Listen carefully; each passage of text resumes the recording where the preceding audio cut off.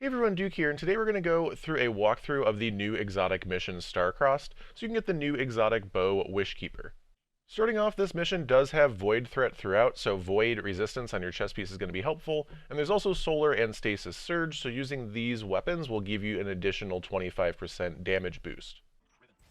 When you first load into the mission, you're going to notice some of the plants that we see in Garden of Salvation that you can go ahead and shoot and then jump on. There's going to be a number of traversal sections in this mission, so during those sections I'm probably going to speed it up a little bit just so you can kind of watch through the path if you'd like to see it, but you don't have to watch it at the normal speed, and I won't be necessarily commentating over the entire thing. But we'll skip through some of the traversal sections, and when we get to each encounter, I'll kind of explain what each of the mechanics are and kind of show where some of the things are as well.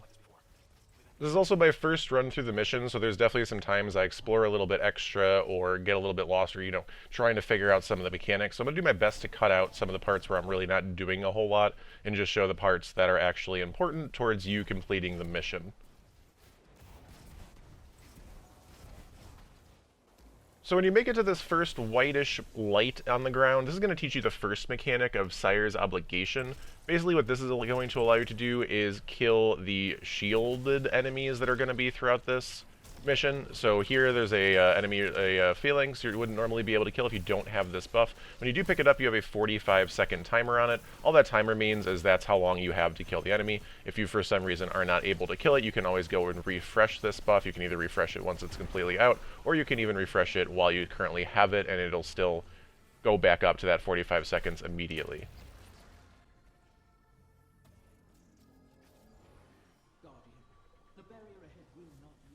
So this next area is going to be our first encounter and use that Sire's Obligation buff that we just kind of figured out. And you're going to notice that each of the enemies that are shielded, the phalanxes, are going to have symbols above them. And towards the back of the room, there's going to be 3 symbols blocking your way right in front of the gate. Those 3 symbols are going to be read from top to bottom. I don't know if these are always the same, but read it from top to bottom. Here we have the dragon first, so we're going to find the dragon above one of the phalanxes, which is going to be right beneath us for this run, and that's going to allow us to unlock the first lock. You need to kill these phalanxes in the correct order. Killing them in the wrong order will just reset everything, and then you'll have to start again. It won't give you any credit towards actually killing the enemy, so you need to make sure you're actually killing these in the order from top to bottom. Again, I'm not sure if this changes every run, but just pick up the buff so you can actually kill the enemies, and then look at that back gate so you can see the symbols from top to bottom. And once you kill the first one, the first symbol will go away and you'll be able to then kill the next 2.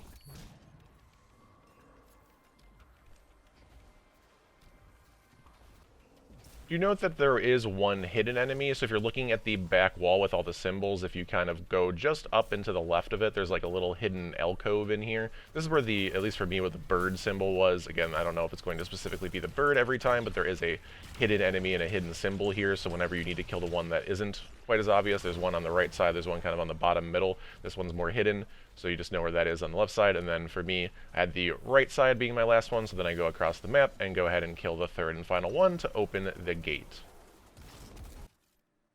Once the gate forward is open, you're going to be able to just traverse forward. There's just a small little bit, not really even a jumping puzzle, just kind of a very small traversal section.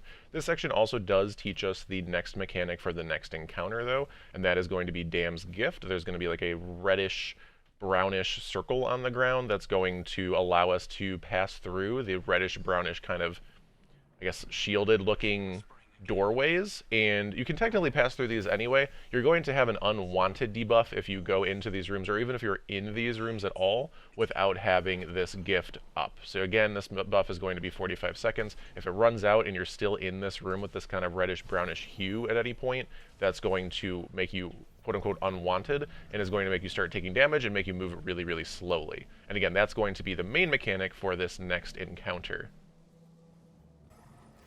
In this main room is going to have one of the Dam's Gifts right in the center of it, and if you kind of look forward, right, and left, there will be 3 separate rooms. And there's actually different ways you can get into each of these rooms, but you can kind of see it on the screen right there. There's a room straight forward where I'm heading now, there's a room to the left, there's a room to the right. Each of these rooms is going to have a bunch of enemies in it, and also have a basically protection wyvern. This wyvern is going to be keeping the bubble up around the thing that you need to interact with to actually unlock the lock for the next basically get through this encounter and then get through this to the next section. So once you kill the wyvern, that little bubble is going to unlock. Again, you can obviously kill all the other ads if you need to or want to. Do keep in mind, though, that the Dam's Gift timer is running here, so that if and when this does run to 0, it will, again, give you that unwanted debuff, so you're going to start being slow and start taking damage. Again, this is the last one for me, so I finish the encounter and it goes away, but if that's not the last one, you want to keep an eye on that timer. After completing all 3 rooms, you're going to want to make your way back to the kind of main room that you started in. There's going to be a bunch of extra new enemies in here, as well as basically a kind of boss, or I guess mini-boss, big Minotaur. So you're going to need to kill all the enemies, you're going to need to kill the Minotaur, and that's going to finally allow the gate to go down and go through to the next section. Once you've defeated all those enemies, you're going to notice a portal right in front of you. You can go ahead and go through this portal, and this is going to be our kind of main jumping puzzle or traversal puzzle of the mission. Again, there's some of those kind of boopy doors that they love to throw in some of these exotic missions. So you're going to definitely want to watch out for those and kind of take your time. Again, I'll speed this section up. You can kind of watch the path and kind of see the way I take. I'm literally doing this blind and just trying to kind of figure out the path. So I kind of check and look a few times, trying to figure out exactly where I'm going. And there's a few jumps that I kind of just guess and figure out midair, which can make it a little bit trickier, but you'll be able to see the path that I'm taking and kind of the places that you need to go for each part. That's going to make it quite a bit easier. The way forward lies in solving the power of this myth. What did you protect here? The myth. But whoever scattered the clutch is using this myth against me. The Queen couldn't have done this. Only Ahakara could have.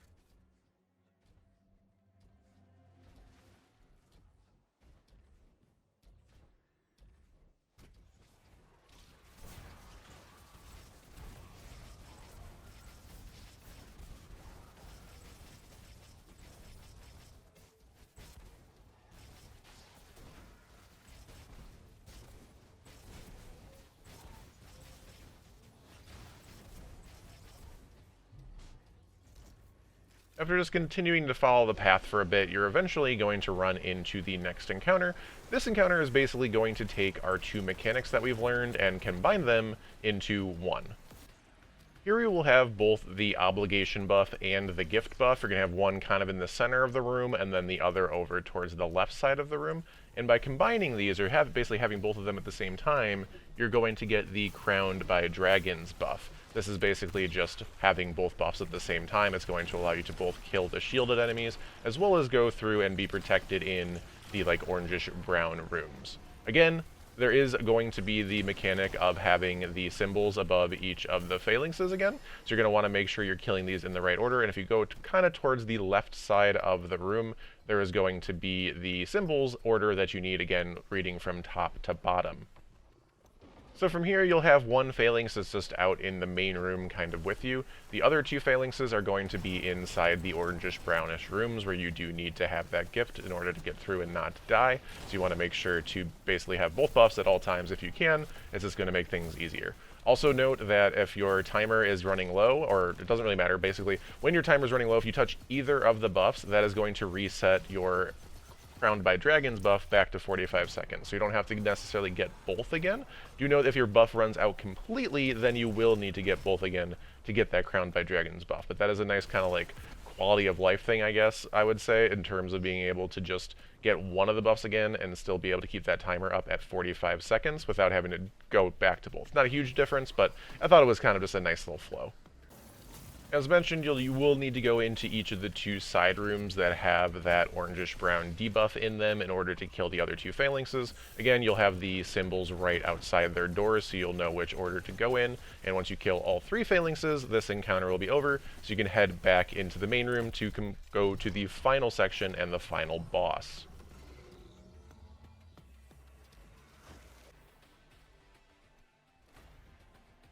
The final boss will have a raid flag, so make sure you go ahead and pick that up, and then there's going to be basically the same mechanics you were just doing, except the entire boss room has that debuff in it. Now, the nice thing, again, as we talked about last encounter, is when having the Crowned by Dragons buff, you're going to be able to recharge it by touching either of the buffs, and with these buffs being on the right side and left sides of the room, as you can see me pass through both of them here, that's going to be nice. It allows you to kind of technically play either side of the room. I would say the right side of the room might be a little bit better, just in case you forget to reset your buff, because the much more important buff to have, if you're only going to have one at any time, is going to be the gift that allows you to actually not die to the room and not move really, really slowly in the room, because that's going to make it really hard to get to either of the buffs and potentially die in there. So again, keep an eye on that timer. If as long as you keep refreshing it in either of the buffs, you'll be able to keep it up at 45 seconds and not run out of either, and you'll be in good shape.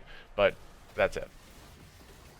Now there are two phalanxes that start and spawn in at the start of this encounter. These didn't seem to actually have any effect like they do in the earlier encounters. They were just kind of being annoying, so I was going ahead and killing them for sure.